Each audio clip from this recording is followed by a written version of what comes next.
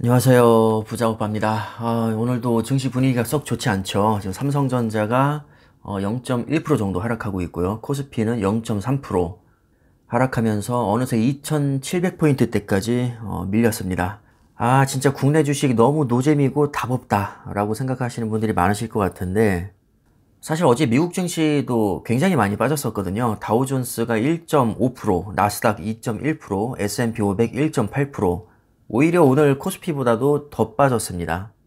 물론 아직 국내 증시가 아직 마감된 건 아니지만 미국 증시가 계속 밀리면서 굉장히 안 좋은 분위기로 마감된 것 치고는 그래도 나름 선방을 하고 있는 거죠. 더 안 빠지는 게 다행일 정도입니다. 그럼 미국 증시는 왜 빠졌냐? 여러분들 다 아시겠지만 CPI와 국채금리가 또 급등하면서 시장에 완전 찬물을 끼얹었습니다. CPI는 쉽게 말하면 소비자 물가지수인데 어제 우리나라 시간으로 밤 10시 30분에 이게 발표가 됐는데요. 40년 만에 최대폭으로 상승했습니다. 당연히 시장에 충격이 올 수밖에 없겠죠.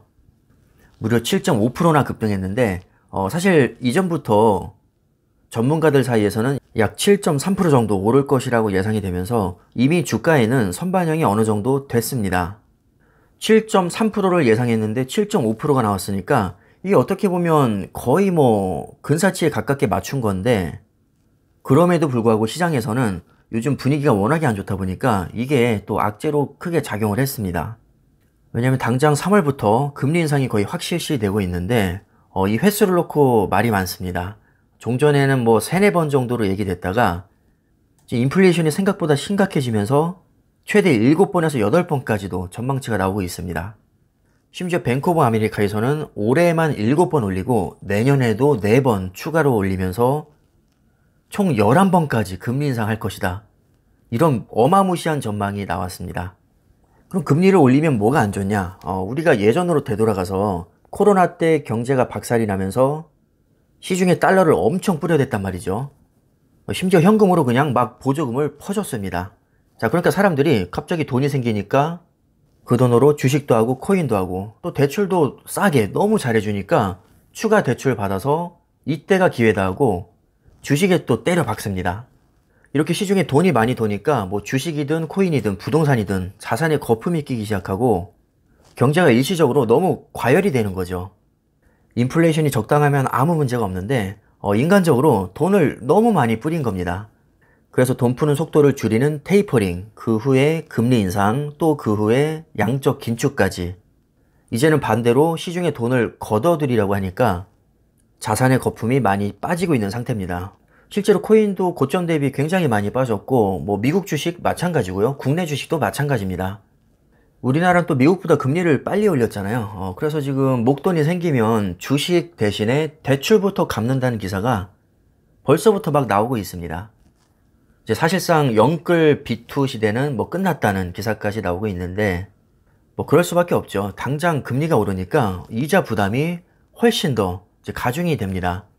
거의 7, 80%는 변동금리라고 하니까 직격탄을 이렇게 맞을 수밖에 없는 거고, 실제로 반대 매매도 지금 하루에 몇백억씩 당하고 있다고 하죠. 이렇게 반대 매매를 당하면 그 자체로 주가 하락을 또 부추기니까 이게 또 도미노처럼 사람들의 심리에 불안감을 자극시킵니다. 야, 여기서 버텼다가는 더 빠질 것 같은데 이러면 나도 반대 매매 당하는 거 아니야? 지금이라도 빼가지고 그냥 빚 갚아버릴까? 금리는 앞으로 계속 오를 텐데 내가 지금 가지고 있는 주식 괜히 존버했다가 주식은 주식대로 개털되고 이자는 이자대로 더 많이 나가면 나 이러다가 진짜 망하는 거 아니야? 이렇게 분위기가 흘러가는 거죠. 그러니까 여윳돈이 생겨도 예전 같으면 주식이나 코인 할 거를 지금은 빚을 갚는 겁니다. 그리고 국가에서도 지금 대출을 안 해주니까 부동산 거래도 잘 안 되고 있거든요. 그러니까 예전 같으면 막 풀대출 받아서 집 살 거를 지금은 포기하게 됩니다. 그러니까 수요가 줄어들게 되고 자연스럽게 부동산 가격도 떨어지게 되겠죠.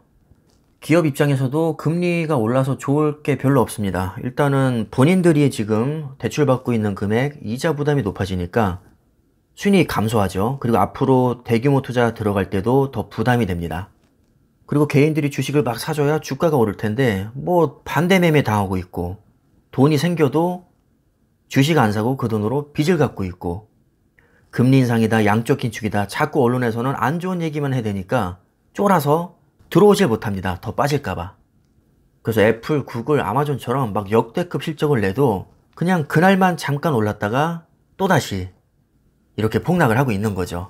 뭐 어제 같은 경우도 거의 예외 없이 대부분의 종목들이 많이 빠졌습니다. 마소, 애플, 구글 뭐 2%대 하락했고요. 아마존 1.4%, 테슬라 3%, 페이팔 3.2%, 엔비디아 3.3%, 뭐 시스코 2.5%, 세일즈포스 2%, 넷플릭스 1.6%, 거의 대부분의 종목이 하락을 면치 못했습니다. 그나마 디즈니가 실적 발표에서 굉장히 좋은 실적이 나오면서 3.3% 올랐을 뿐입니다. 아마 평소 같았으면 10% 넘게 올랐을 수도 있는데 전반적인 시장 분위기가 너무 안 좋기 때문에 좀 묻힌 감이 없지 않아 있습니다. 반도체도 만만치 않게 많이 빠졌거든요. 필라델피아 반도체. 어제 사실 장중에 플러스 전환까지 됐다가 자고 일어나 보니까 또 3.2% 많이 빠져 있더라고요. 개인적으로는 정말 많이 속상했습니다.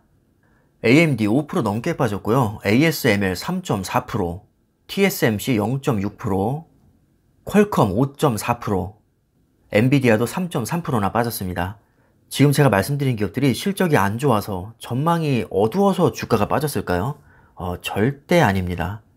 금리 인상과 양적 긴축 이슈로 일시적으로 지금 하락을 하고 있는 것이고요. 어차피 모두가 알고 있고 이미 선반영도 많이 되어 있기 때문에 결국 시간이 지나면 다시 오르게 되어 있습니다. 따라서 기업에 대한 확신이 있다면 오히려 요즘 같은 하락장에서 패닉셀할 이유가 없는 것이고요. 여유 자금이 있다면 오히려 길게 보고 이럴 때일수록 수량을 조금씩 분할로 모아 나가는 게 좋은 전략이 될 수 있습니다. 어차피 10년 후에는 많이 올라 있을 거거든요. 그렇지 않으면 우리가 주식을 할 이유가 없습니다. 우리가 어떤 종목에 투자하고 있든 지금보다 미래에 주가가 많이 올라 있을 거라고 가정하고 애초에 투자를 하는 거거든요. 그러니까 오히려 역발상으로 어차피 나중에 많이 올라 있을 건데 주가가 이렇게 많이 빠진다고? 그럼 이 좋은 주식을 내가 더 싼 가격에 살 수 있는 거네?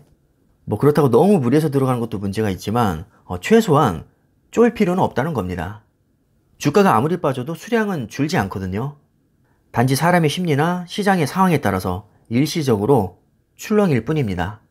저는 어제도 TQQQ를 몇 주 매수했는데요. 아니 바보 아니냐. 뭐 주가가 앞으로 더 빠질 게 뻔히 눈에 보이는데 왜 벌써부터 사냐. 더 기다렸다가 저점에서 사야지.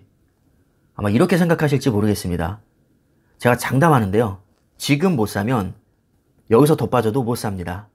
아마 여기서 10%가 더 빠지면 지금부터 10% 더 빠진다고 못 살 거고 그때부터 10%가 더 빠지면 아직 저점 아니다. 여기서 10% 더 빠진다 하고 못 살 겁니다. 그러다 언제 사냐면 나중에 50% 60% 급등했을 때 그때 아마 매수를 많이 들어올 겁니다.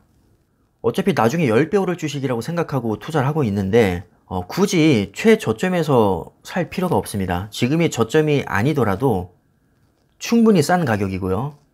나중에 5, 60% 오르고 나서 이제 저점 찍고 올라가나 보다 하고 살 때쯤이면 이미 지금보다 주가가 많이 올라 있습니다. 차라리 추가 하락이 예상되더라도 일단 지금 어느 정도 들어가고 떨어질 때마다 줍줍 하는 게 나중에 큰 수익을 가져다 줄 확률이 훨씬 높습니다. 공포에 사서 환희에 팔아라 뭐 이런 말이 있는데요. 저는 개인적인 스타일이 공포에는 많이 사고 환희에는 조금 사고 공포가 왔다고 패닉셀 안 하고 환희가 왔다고 익절하지 않습니다. 그냥 무지성으로 계속해서 수량을 늘려나갈 뿐입니다. 왜냐면 좋은 주식은 뭐 중간중간 아무리 굴곡이 있어도 결국에 길게 보면 평생 우상향이 맞거든요. 그러니까 내가 보기에 공포든 환희든 어차피 먼 훗날 관점에서 보면 저점이라는 거죠.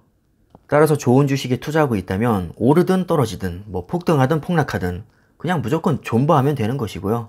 오히려 폭락장이 올 때마다 평소보다 수량을 과감하게 더 많이 담으면 됩니다. 솔직히 말씀드리면 이 정도 하락장에 손절을 생각하게 할 정도의 기업이라면 애초에 종목 선택을 잘못한 거라고 봅니다. 어떤 종목에 투자하시든지 오히려 하락장에서 더 많이 매수하고 싶을 정도의 욕심이 나는 종목에 투자하시기를 바라겠습니다. 자, 그럼 오늘 영상은 이쯤에서 마무리하겠습니다. 감사합니다.